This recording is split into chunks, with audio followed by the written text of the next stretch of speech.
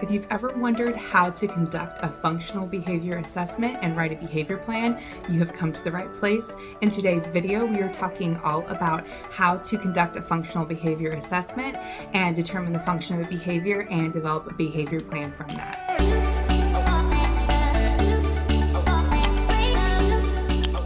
Welcome back to my channel. If you're new here, my name is Rachel from the Behavior Check-In.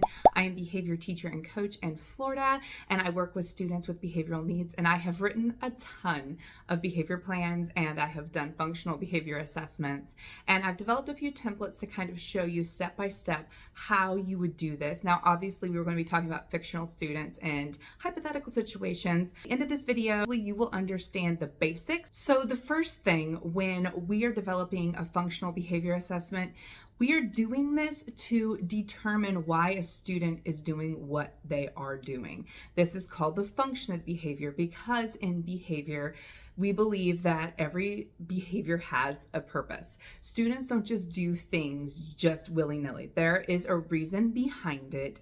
Usually there is an unmet need, something they're trying to achieve, and they are not doing it in a pro-social way. So we want to determine what they're trying to achieve and teach them pro-social ways or replacement behaviors for that behavior so that they can get their need met, but also in a situation where everybody is feeling safe and it's socially acceptable and it's just pro-social. I think it's really important to know that the child is not typically intentionally doing these behaviors to frustrate you or make you angry. They just don't know the quite appropriate way to meet their unmet need. So a lot of these unmet needs or functions for their behaviors could be that they're looking for attention. And I know that that gets a really bad rap, but to be honest, we all want attention. We all want validation. We all want love. We all want support. Everybody wants it in some way. That is a natural human need. So I don't look at attention seeking behavior as negative. I know a lot of times people say it's connection seeking behavior, and I do agree with that. I think that students are looking for ways to connect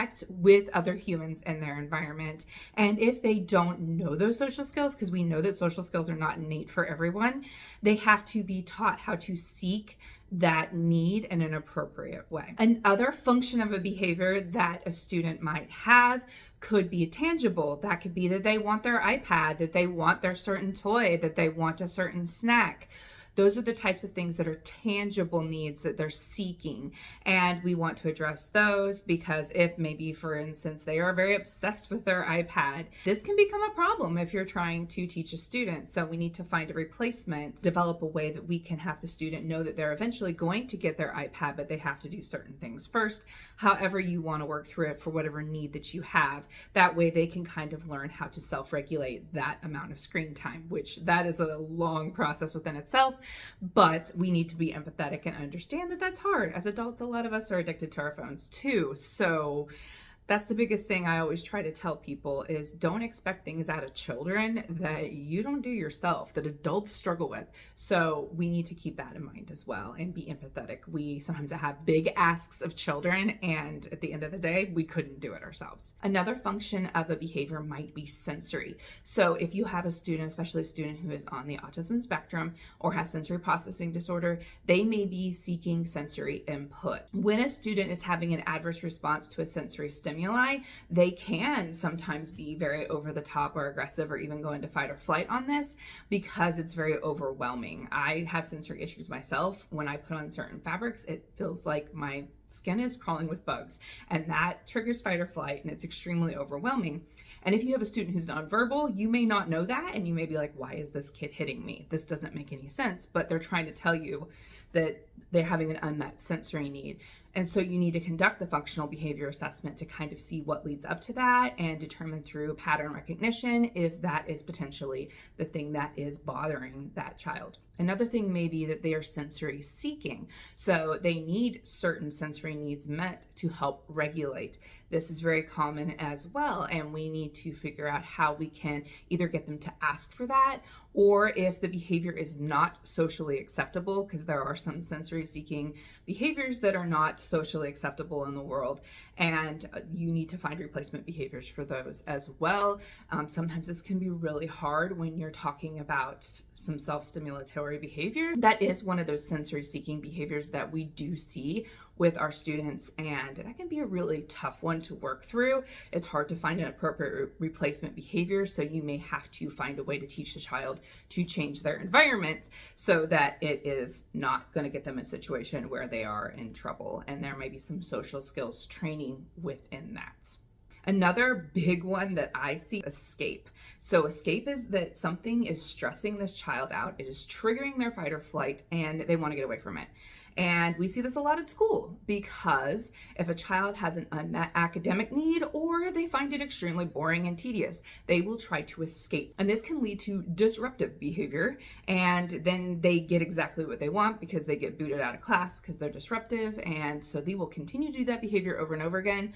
So we would want to conduct a functional behavior assessment, probably even look at some of their academic needs, if maybe their instruction is too low or it's too high, and address those as well. And we could do that through our functional behavior assessment. We could also do that for doing academic assessments as well. That would be a separate video, but that is something to keep in mind if you have a student who is displaying those kinds of behaviors. And when we remove them from the room, we don't remove them from the demand, or they're going to continue to do that. We just adjust for the student. That's the most important thing. Is oftentimes people have students with behaviors in their classroom and they just want them out, and they don't realize that they are reinforcing that behavior and giving the child exactly what they want. And at the end of the day, the student's not getting what they need. They're not getting their appropriate education. So I'm going to take you through what I do before I conduct a functional behavior assessment. I like to sit down with the teacher, talk about the behaviors they're seeing, and talk about what they're doing and what it's looking like in the classroom. I will be honest, I like to observe students multiple times, because the first time I go in and observe a student, they're usually very, very sweet. They know they're being watched. These kids are very smart, and there's a new person in the environment, since they want to show out, show nice, even if they don't know they're being watched, and they don't display those behaviors. So I need to go in several times, but I also need to know what I'm looking for. And I also do a questionnaire because I want the adult to be reflective about what's going on, because they are a lot more likely to have buy-in when they can kind of talk about it, think about it, and go, okay, maybe I was like feeding into that need. Maybe I was allowing that child to escape. Maybe I was engaging in a power struggle, which got the kid out of work, but also gave them the attention that they wanted. They start to think through those things when you're doing the questionnaire. I like to do the questionnaire with the teachers that work with the student, especially where the problem behaviors are occurring, because sometimes you don't see these behaviors. You may in other classes. You may only see it in math class, or you may only see it at recess because of the function of the behavior. We need to sit there and look at those, and I want to watch the student in the place where the behavior is happening. If they don't have any behaviors in art, I'm not going to go sit in there and watch them in art. That's a waste of everybody's time. But I want to see what's going on in the classroom. And I think it's really important to understand that a behavior plan is not the golden ticket to having all of a sudden a well-behaved student. I have to explain that a behavior plan is more of a how-to guide for this kid. It's how to work with this child and help them reach their goals, and what the adults need to do to help this child. The behavior plan is for the adults. It's not to magically change the child.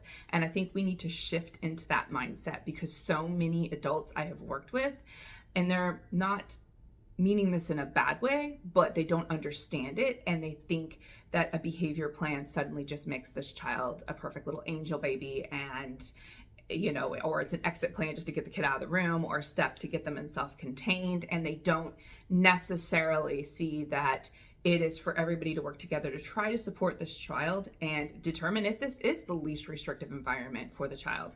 I know a lot of people get frustrated that we have to go through these steps before we move students to self-contained. I know.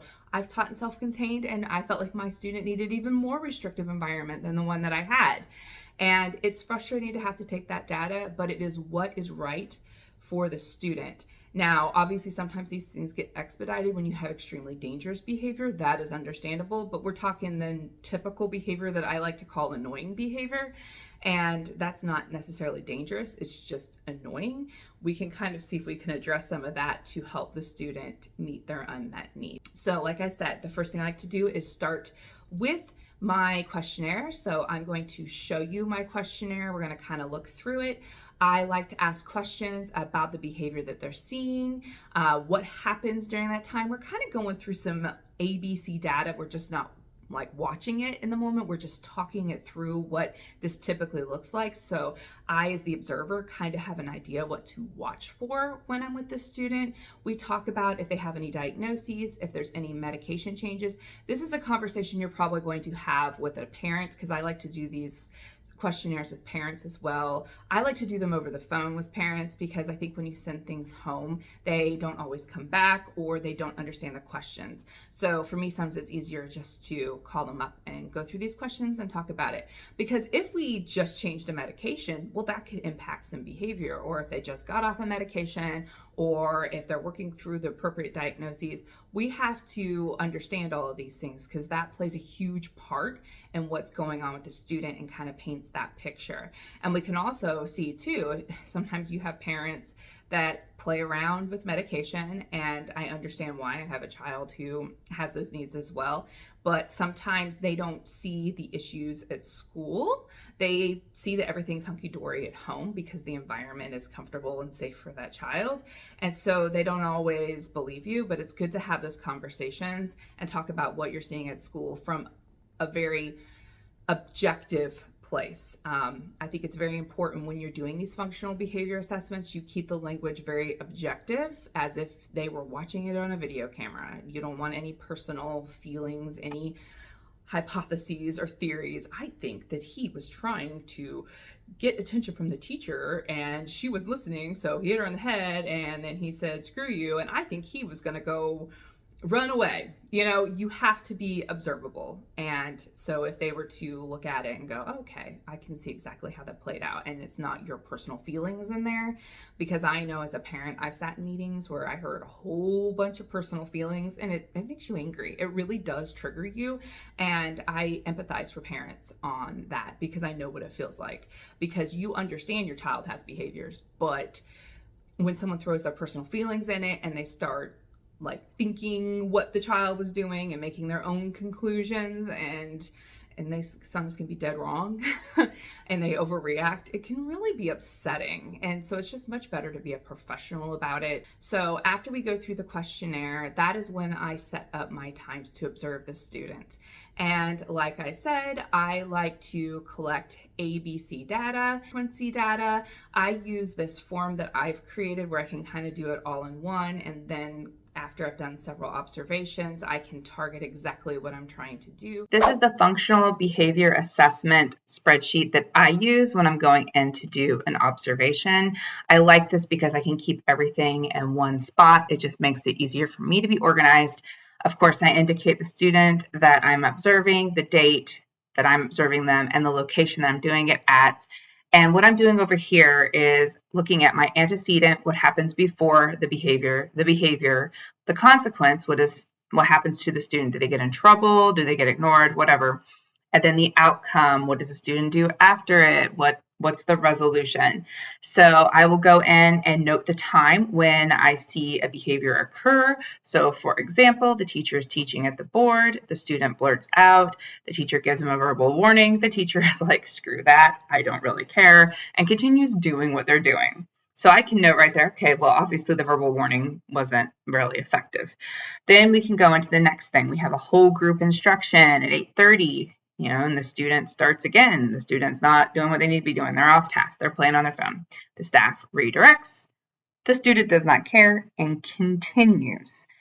Later on, they split off and they're working. The student is getting one-on-one instruction with the teacher or an aide. The student is on task. The student receives an award. The student continues working. So I'm noting those things that I'm seeing. And that's how I use the ABC data chart. And over here, this might be the behavior frequency. If I'm tracking a certain behavior, I just didn't list anything for the example purposes, but your behavior could be blurting out, non-compliance, whatever you want to label it up here, and then you can put the activity it's in and you can note it. So if you're in whole group and we're still having the same behaviors, let's say that this was blurting out and he blurts out again, I can just change it to 2. And it adjusts in my graph. He blurts out again, same thing, and adjusts it in my graph. I don't want to add any more than what I have in the behaviors if I want it to graph just like this. And then I go over here to the intensity behavior. This happens sometimes if you're having a child who's having aggressive episodes, or if you're having really intense tantrum-like behavior, you would be measuring the intensity, because hopefully if the interventions are working, we're going to be seeing those intensity levels go down and drop. We want to see that negative trend line. That is our goal. We also can have the duration. Hopefully these tantrums and things are going down. I also look at duration when we're talking about things like eloping. If you're new to behavior, eloping means leaving an adult in an unsafe way, running away, you don't have anybody with you, and you didn't have permission to go, no one's supervising you. That is eloping. And it's more problematic with students who are higher needs, need more supervision, younger students that you are worried about not being able to recognize safety. Eloping kind of changes a little bit when they get into secondary, because that's not necessarily the same. You're not maybe worried about their safety as much as they're just running away, being defiant, kind of looking at that function there might be different than it would be if it's little, and with a little kid, you'd handle that behavior differently. And then there is a place over here for notes. I set up each observation that I have so I can do each one, and I typically just date these with the dates down at the bottom. When I do these things, when I do these observations, I make a new separate spreadsheet. So I'll just go up here and copy the spreadsheet for every new time that I'm doing it. So I'll keep like a master template of this, and then I will create, I make a copy for every observation that I have, if that makes sense for you. But most likely in the school setting, the most common things you're going to do is probably going to be duration and frequency. There's more complex ways you can look at stuff if you are an ABA therapist, a behavior analyst, but I'm assuming most people who are coming to this channel are just special education teachers or parents, and we're probably gonna do something more basic. So I'm not gonna get into all the deeper stuff, but I will tell you most likely in my professional experience as a teacher, I have conducted more frequency and I have done more behavior duration as part of the behaviors that I do monitor. I like to typically do 3 to 5 observations. If I'm doing 3, I'm going to be with the student most of the day. I also like to leave a frequency or some sort of data collection for the teacher to do as well, because that gives me really accurate data, because I'm not necessarily in there observing, and then we can kind of compare how our data matches up. That can help me kind of determine the function of the behavior as well. Plus, I think it's really good for us as educators to look at our own data, because it helps us reflect, and we know as teachers it's very important to be able to self-reflect and be able to learn from our mistakes so that we can grow in our practice. It's sometimes a hard pill for a lot of people to swallow, but when we work with children, there's a lot of different variables and a lot of different personalities, and we do have to adjust. That's just part of our job. And I'm going to say something really frank that people may not appreciate, but if you are not willing to be flexible as a teacher, you're probably in the wrong job. I'm just going to be real, because children are not on the same emotional level that adults are, and we are the adults, and we are expected to be the models of the behavior that we want to see, and we need to be flexible. If we're trying to teach children to be flexible and we're not modeling flexibility, then we're not doing our job correctly. So that's a little tangent I just got on, but anyway, so once you've collected all of that data, you're able to sit down, look at everything, analyze the frequency, the percentage, the duration, all of that stuff, and decide what you think the function of the behavior is. Now, when you graph it, you can typically see what happens before, so the antecedent. What happens before? Is it a work task? Is it an interaction with a peer? Is it coming off the school bus? Is it coming from the cafeteria? Maybe they ate all sugar and they're overstimulated. What is it? That's what happens before. And then what behavior do we see from that? Does the kid fall out on the floor? Is they blurting out in class? Are they threatening to fight? We're going to look at that. That's our behavior. The consequence, what happens afterwards? Are they removed from the room? Are they ignored? Are they talked to? Do they get a private conversation with the teacher? Do they get the snack? Do they get the thing that they want? All of those things are important to look at, because then you can adjust how you handle that situation. So once I have determined what the behavior is, then I will put that in there. Like I said, a lot of times they are the big ones that I talk about. They're either attention, escape, or sensory. Those are the things that you see primarily. Sometimes there's just a kid who likes to do power struggles too, but that's not really a spot that's in there, but I would say that aligns with attention-seeking behavior as well. So you sit there and you put that in and you think about, how do I want to replace that behavior? What do I want to see that child do instead? So for example, let's say they're yelling and screaming and having a meltdown that disrupts the whole class. They have those feelings. Their feelings are valid. They get frustrated easily. This is probably a part of their disability, but we have to teach them how to manage that in an appropriate way. So we might want to develop a place for that child to go and calm down. And that can be within the classroom, or if they're too loud, a place outside of the classroom, or maybe the hallway, or a safe space for that student to go to. And provide that for them. That would be the intervention. And on top of that, they would probably have social skills instruction where they're talking about recognizing their feelings, what to do when we feel this way, what are our triggers, all of those things the students need to be aware of, and then you can teach them that. And hopefully through time and consistency, very important things to remember in behavior plans. You have to give them time. Over time and consistency, that student may progress from having to leave the classroom for 20 minutes, 30 minutes, down to maybe 5 minutes or 10 minutes. And then maybe they can get to the point where they just need to go to a calming place inside the room, or maybe just stand out the door for a few minutes. They don't have to go all the way to like a therapist's office to calm down. They're able to do it in a more appropriate way. That is what we're hoping for. We're not hoping that the whole behavior completely goes away, because that takes time, but we're looking at a way of replacing it more appropriately, because that student still has that need. They're still frustrated. They still don't completely know how to regulate their emotions. And some of this is developmental, and they will develop that skill over time, but maybe not in the course of a school year or two. So we have to look at progress is sometimes slow, but progress is progress.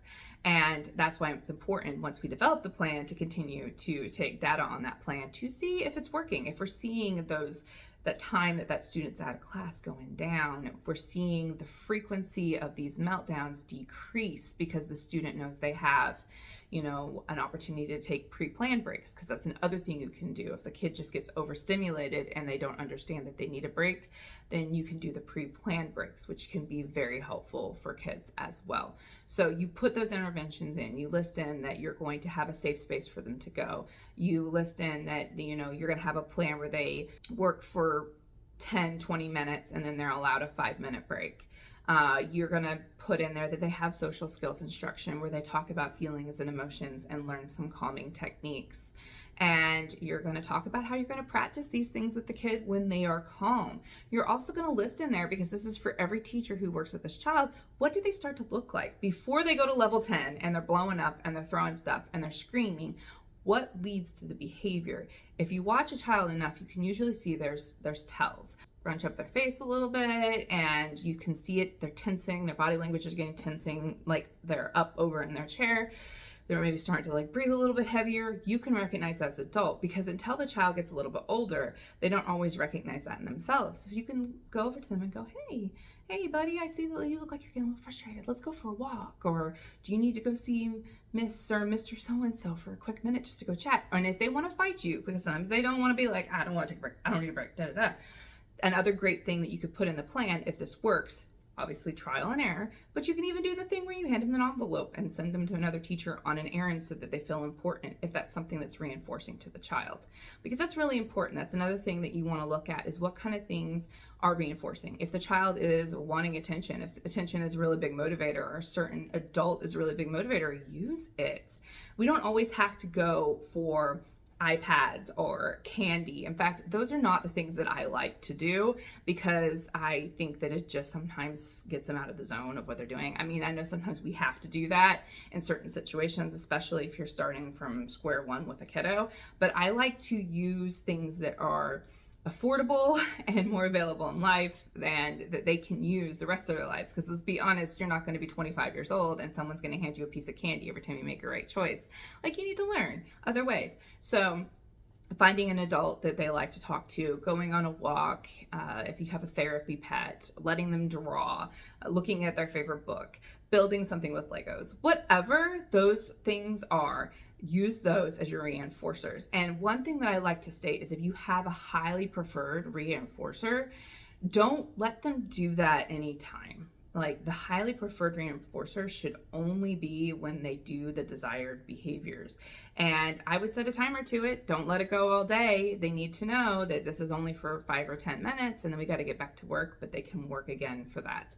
So those are important things to remember because you want to keep them kind of wanting that again. You don't want to like oversaturate them with that item. And it's good to have a long list of things. I like to do choice boards with students because sometimes, they're just like us. You may be really into pepperoni pizza one day and you want pepperoni pizza every single day, but then you kind of get bored with pepperoni pizza and maybe you want to try, ice cream. I'm using food as an example, but that's how we are as adults. Or we like to watch our favorite show, it's our comfort show, but then we get bored with it and we want to move on. This is very common in neurodivergent children anyway. They will get hyperfixations and then sometimes wane away from those hyperfixations. So we always got to be kind of working and thinking ahead and having those conversations with the students about the things that reinforce them. So I like to put this all in a plan. I've created this template that you could use to start. I know a lot of districts have their own templates, so this might be like a really good graphic organizer for you to kind of get your thoughts together on what you want to do. These are all listed in my Teachers Pay Teacher store. The survey, the questionnaire is free, and the template for the behavior plan is a paid resource, but it's affordable. And I also have a whole bunch of other bundles and things available if that's something that you are interested in, and those will all be linked below. All right, so I'm going to briefly go over this. This is the template that I have that you can use, kind of helps walk you through the steps. I kept this really generic. I obviously like to put more detail in the plans that I write. I like to write them that anybody coming off of the street would be able to understand how to work with this student. But for the sake of time, I kept it really generic. But I advise that if you are writing a behavior plan, that you make it as detailed as possible. Don't miss any steps. Once again, describing what you see the child look like when they're getting triggered, things you know are triggers, listing those things in here. But we kind of just go through the basics of the function of the behavior, what you think it is. You think the student's trying to escape a stressful situation, such as math work, and they like to yell and argue to avoid having to do it because we have recognized through all of our observations and our academic assessments that this child has a major skill deficit in math, and maybe they're embarrassed to ask for help and get the support that they need. So they're acting out because it's a lot easier to be the bad kid or the class clown. I hate using the word bad kid, but a lot of kids would rather be perceived as the rebel or the class clown as opposed to the kid who doesn't know how to do math. What is our desired outcome? We want the student to reduce the number of times that they're calling out having these argumentative behaviors. You would get this baseline data from what you've collected. I just threw out something random, 5 right here just for simplicity reasons, but you may look in there and see I've actually had students where I've counted they yelled at 50 times in one class. So we need to look at that and come up with a plan on how we're going to reduce that and what we're going to do when we see those behaviors. Obviously, what they were doing was not reducing it. And also that student was a student that was unmedicated ADHD, and a lot of it was impulsivity. So finding like something for them to hold or allowing them to have some flexible seating was helpful because if they couldn't get out their energy physically, they were getting their energy out verbally. And it did help for them to have something else to do to kind of preoccupy them, as an example.